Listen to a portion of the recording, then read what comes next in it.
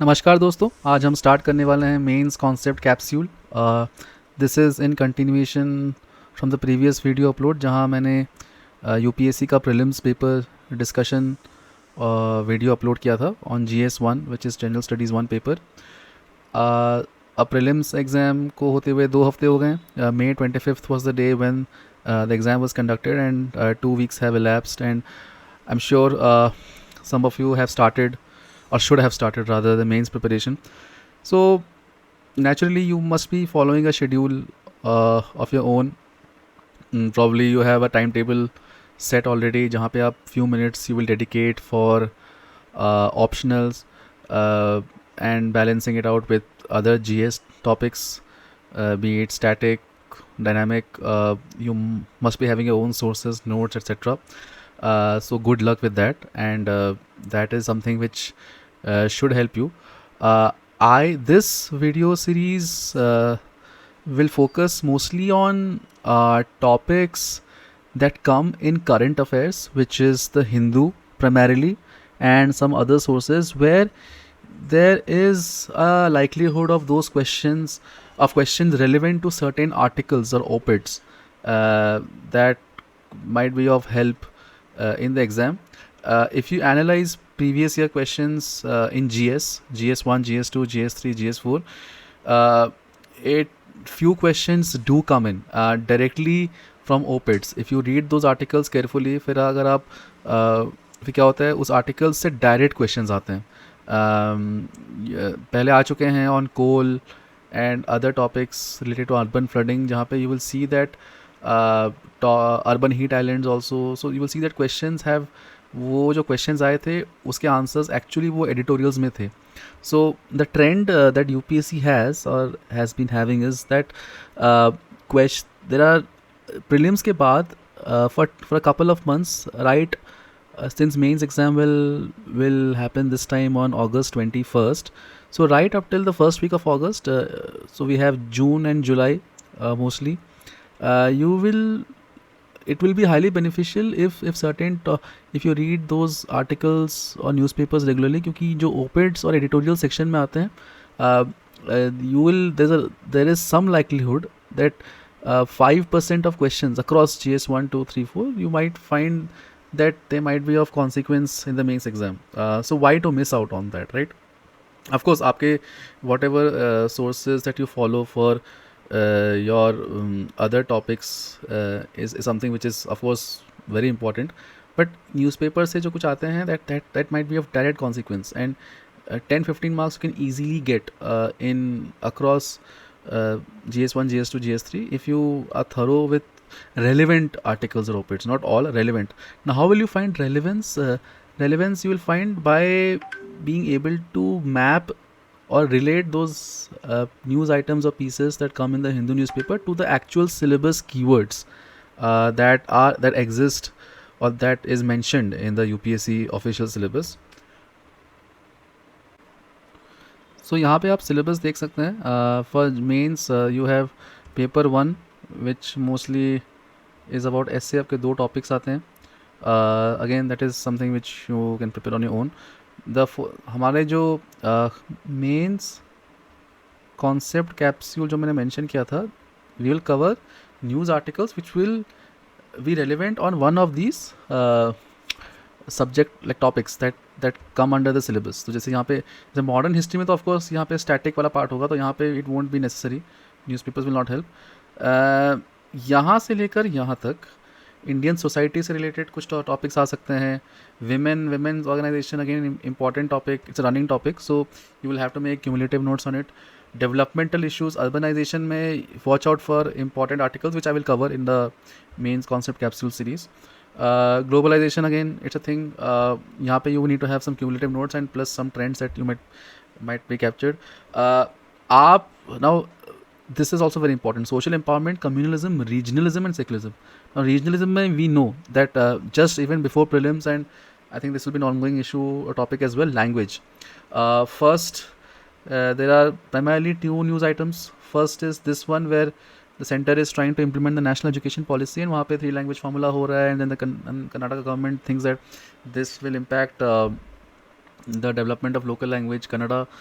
Kamal Hassan also has raised a controversy by stating that Kannada is a derivative of Tamil, and then there is now back and forth between Tamil Nadu and Karnataka over this. Karnataka High Court has wrapped Kamal Hassan for his comments and has given him a warning, I think. So these news items are very relevant. So they come under regionalism. We have regional divides, regional pressures building up. Language is something which has a direct correlation with that. So I will also cover this topic separately in a different concept capsule video. Similarly, key natural resources, you might be focusing on rare earth, lithium for EV, and other resources that are of use, are in use, particularly with respect to global value chains. How maybe certain countries have overabundance in minerals, and how, if they are slightly hostile to the global world order, then how to find alternative sources. So you need to have an idea of where mineral resources are, how they are mapped across the world geography. Uh, this and paper 3 mein, again, Indian polity, you will have a lot of topics that is mostly it is static, relevant for static, but dynamic also you will have to read through and prepare. We'll also cover this in our videos. uh, Similarly, development processes, NGOs, SHGs, they are generally new, so we'll also cover this. Poverty, hunger, again, it's a same thing. Then GS3 mein, it's mostly, it covers your general GS. You will have agriculture, food processing, uh, whatever news items that might be directly touching on one of these topics, we will definitely cover in due course of time. And then we have conservation, environmental pollution, and all that. So I have highlighted these two items for this videos simply because we will be covering a news article in the Hindu which has direct uh, correlation with these two topics, and the topic that we'll cover today is water management. Okay, so this article came in the Hindu a few days back.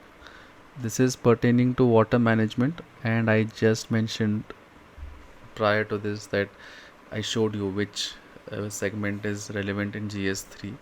This is a GS3 topic, conservation and environmental pollution, conservation, and even disaster and disaster management, because water issues, if not managed properly, can also lead to disasters like urban flooding and so on and so forth. We'll just briefly go through this article, cover it, and I'll give you a summary of how you can remember facts and other relevant statements that you can use in your answers when a topic comes on water management.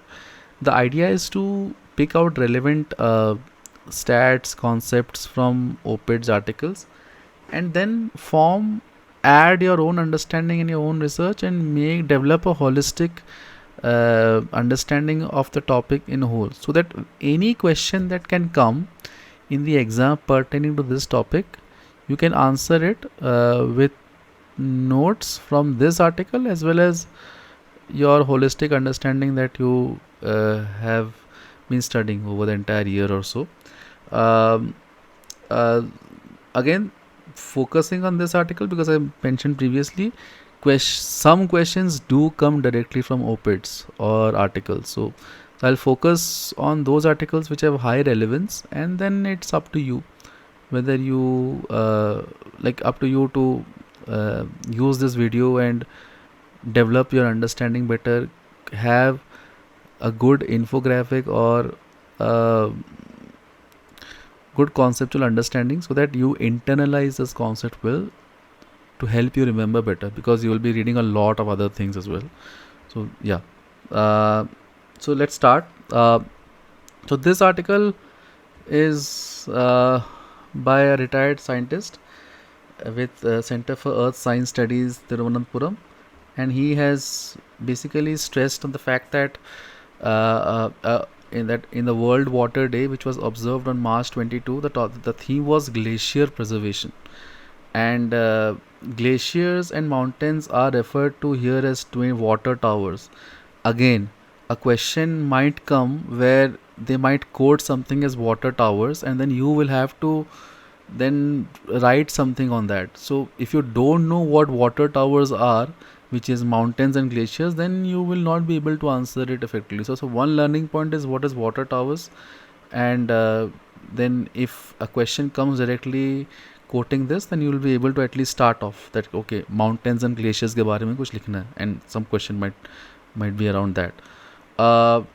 So they have mentioned about the importance of water and glaciers, how a scientific evidence-based planning is necessary, because mismanagement of the same can lead to other side effects or negative effects like coastal and marine pollution, coastal hazards, and all that. And we have other problems like rising sea surface temperature and sea level rise owing to global warming. So it is a holistic article. We will focus on things that are of that can be directly leveraged in answer writing. So it starts off with a concept on upstream downstream linkage. Now, upstream downstream linkage in water management, what does it mean? So I mentioned here, upstream is basically something which concerns with the source. Source मतलब जहाँ से water accumulate होता है, like the source. What are the sources? Glaciers, which forms one of the water towers. Catchment areas in hills and upper tracts, like जब rainfall आता है तो water gets accumulated, that is a catchment area, and then it flows from the catchment area into springs and small tributaries, later merging on with the main river. This is our upstream, and downstream is destination. Downstream जहाँ पे upstream से water collect होता है, then water flows through its own channels, forming river flows and stream flows and lakes and whatever, and then downstream level में it is leveraged or utilized by humans and other beings. So the downstream concerns with everything after upstream, and that includes destination as well.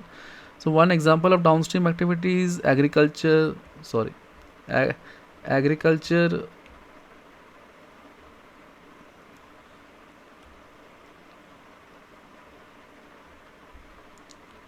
Agriculture, urban water supply, deltas and floodplains. So this is where most of the human activity is there, because water is leveraged for these purposes. And यहाँ पे बता रहा है कि human activities impact the downstream environment. So downstream environment is this part.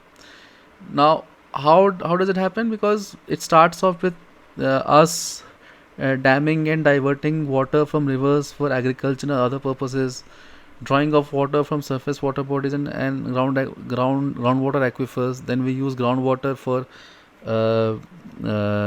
consumption as well as irrigation, and then how we also pollute water bodies. So it starts with, so this article starts with giving you a snapshot or a picture of how, because to tackle a problem you first have to understand the problem space. The problem space is here conceptualized into two segments, upstream and downstream, and I have explained what upstream and downstream is, and then we will go deeper into how it affects water management as a whole. Then it basically talks about S2S, which is source to source to sea, which is basically it is just coining. It's a term coined which essentially means upstream से downstream में जो water flow होता है उससे you will need to have a source to sea approach, means a holistic approach where you tackle problems at each of those levels, because you might be solving downstream issues, but upstream में अगर आपके कुछ issues हैं, जैसे for example if you are illegally constructing houses or dams or bridges which impacts the upstream environment, then you affect water collection at source. Also global warming में glaciers melting high जल्दी हो जा रहा है, so that will also lead to more than normal water flows causing flooding as well. So these are upstream issues. So if you don't tackle upstream issues and focus on downstream issues, then also the problem doesn't get solved. So you need to have a holistic approach where you tackle from source to sea. This is what basically talks about. Then now this is basically a conceptual understanding which is applicable for any geography. Then then the article focuses on water management from an Indian lens. So of course, from an Indian lens, you will have to see where India stands in terms of water issues and water crisis. So in the beginning, it picks up a Niti Aayog study.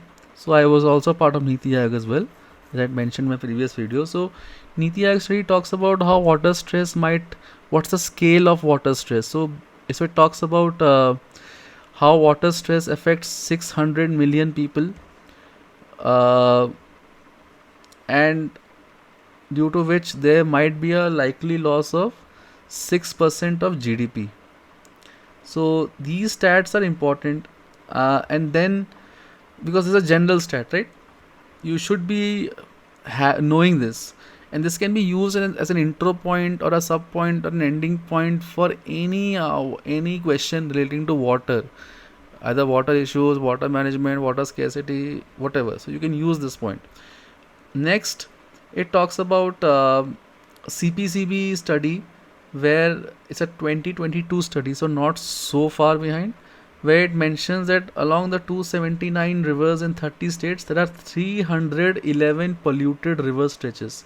So it's giving you a snapshot of what the extent of pollution that exists, and because of that, and those 311 polluted areas have 1.7 lakh tons of solid waste, of which, this is the most important, 53% is treated. That means 47% is untreated, and that this untreated water is either consumed by us, or it goes to the sea. And then what happens is that marine pollution is also affected due to this. So yeah, this is also a very important point in term. This gives a snapshot of pollution. The earlier one gives a snapshot of what water stress is, and then it talks about groundwater, where it shows that 60% of our available groundwater resources are being utilized by us, where certain states like Punjab, Haryana, Rajasthan have more than 100% use. And we know why that happens, because Green Revolution promoted growing of rice and wheat and other water guzzling crops, due to which groundwater extraction is higher. And you know, right, that the MSP policy is skewed, which promotes growing of rice, where an alternative crop diversification strategy could have been promoted. uh, and then it talks about how how dependent farming and ground drinking water consumption is, where over 60% of irrigated farming is dependent on groundwater, and 85% of drinking water is actually derived from groundwater reserves. So this shows the importance of groundwater, and how if groundwater ecosystem is not managed, then it will impact farming, it will impact our health, because we are consuming that water directly. Yeah. And so these problems exist, and the article mentions that these problems exist because of a fragmented and sectoral approach. uh, Fragmented approach, an example will be that we have different policy of rivers, different policy of oceans, different policies of rivers, like lakes and all, but there is no holistic assessment of the same. um, Sectoral approach also includes interstate. So we have now, right, that water flows across different states. So there is jurisdictional uh, demarcation, and usually the case in point being the Kaveri water issue.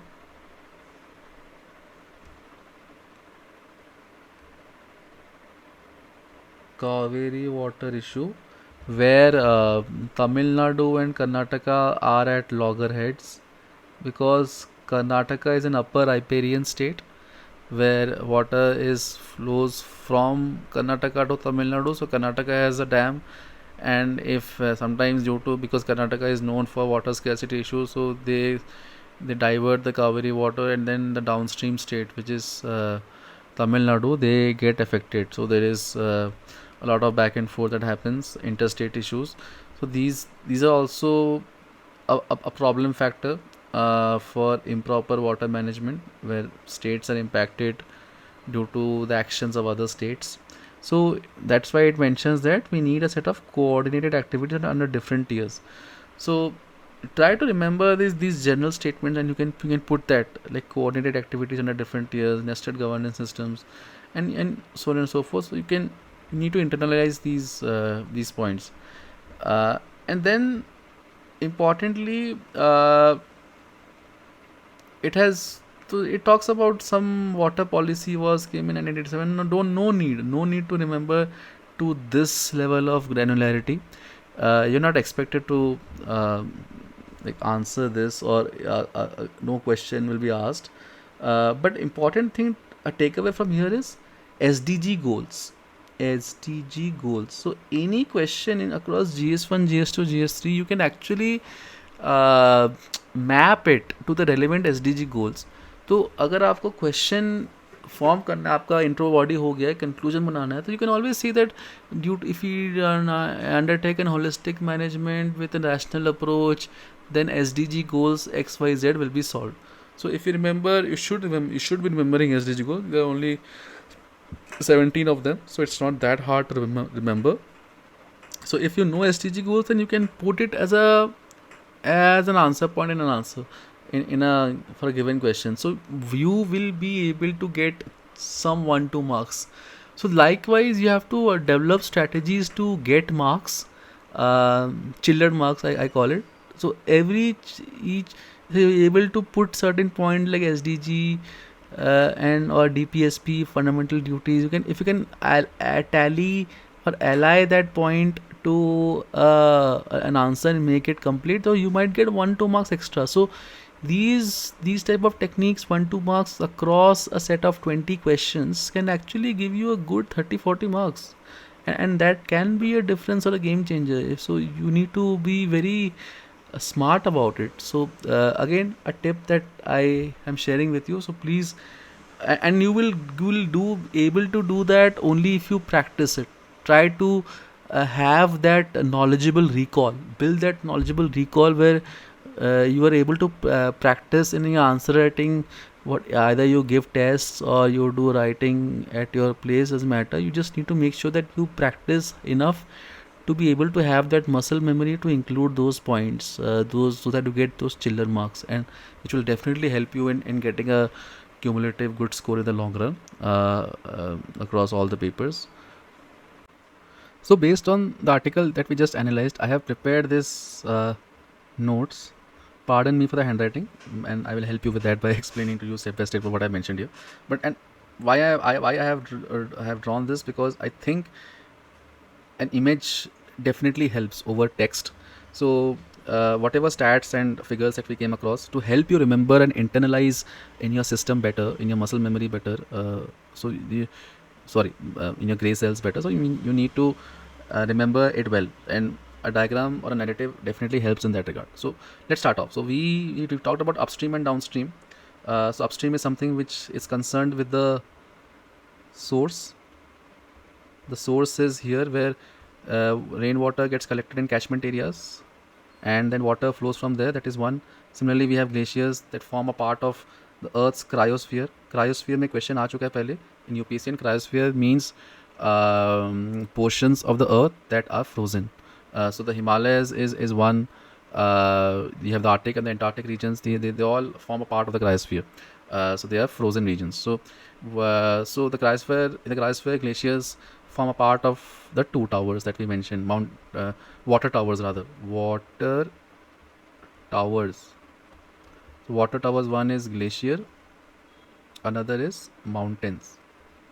This was mentioned in the article. So upstream water gets collected, water flows down, and then here from here basically the downstream section starts, and the downstream the utilization part starts. Water flows as rivers. Part of it seeps underground to form groundwater resources. Okay, now groundwater resource mein we know that 60.5% or close to 60% is used on an average across India. Then of that they contribute 60% to the overall irrigated farming requirement. So 60% का पानी जो farming में use होता है that is from groundwater resources. Similarly for drinking, 85% of the drinkable water is sourced from groundwater. This was mentioned in the article. So I have placed it in a diagrammatic format with the flow so that you are able to understand. So upstream वाला हो गया, पानी गया groundwater में गया, and then it is used for drinking and farming. Farming leads is a part of core agriculture, and then part of it also flows as river water bodies. And then we also mentioned about pollution stats. So these I have put these black sections as polluted stretches, where 311 stretches of polluted areas exist across 279 rivers. Again, if you have to give a snapshot for pollution, then this is a very relevant stat. फिर हमने एक और भी discuss किया था कि of these polluted tracts that exist across 279 rivers, 47% is untreated. So this untreated water can also be, parts of it will seep it and be utilized as groundwater, and the rest of it will be used for other activities like drinking, irrigation, and then it will flow into the sea, which will cause marine pollution due to the. So I have given you a flow-based narrative, literally a flow-based narrative, where you can actually relate to what we studied in the article and put it on a concept map. I'll call it a concept diagram or map. So I would also encourage you to make such notes. Now this is any topic. Let's say water is a topic that is being discussed. So if you can put all concepts in a flow-based narrative like this, concepts and stats, and it'll be easier for you to remember and recollect. One part that I also forgot to mention in this concept diagram is the Niti Aayog one. So Niti Aayog talks about that report that we had discussed. It talks about water stress as a whole, whereas it mentioned about the scale. It was a 2018 report where 600 million people will be impacted, and that can lead to 6% loss of GDP. So everything is now put here. Upstream में पानी गया, ground water, drinking, farming, the percentage, and then pollution में जो होता है the extent of pollution quantified as stretches, and what percentage of it is untreated, and how will that impact drinking, irrigation, and marine pollution. Everything is there with stats. So try to make some, pardon me for my diagrammatic skills, but I hope you got the gist of what I'm trying to say. Put everything on a concept map or diagram, and try to, after reading an article just like I did with you guys, you can put it that on a single piece of paper, so that it becomes easier for you to revise again and again. And this concept map, any question that comes on water, you can pluck and choose whatever stats you might find relevant and put that as a part of the whole body of answer. So this is what I wanted to discuss with you in this video. We went through the concerned article in the Hindu and tried and mapped it with water management, and then we tried to analyze and at the end construct a concept diagram of map with relevant stats that in the form of this diagram. So I hope this helps, and I'll be putting more videos on this subsequently, where I will be kind of giving you like a capsule, right? It's a concept capsule. So dissecting relevant articles in the Hindu and crystallizing it, refining it, and putting it in a presentable format for you to remember, so that any question that comes you'll be able to tackle. So thank you, and looking forward to meet you guys in the next video.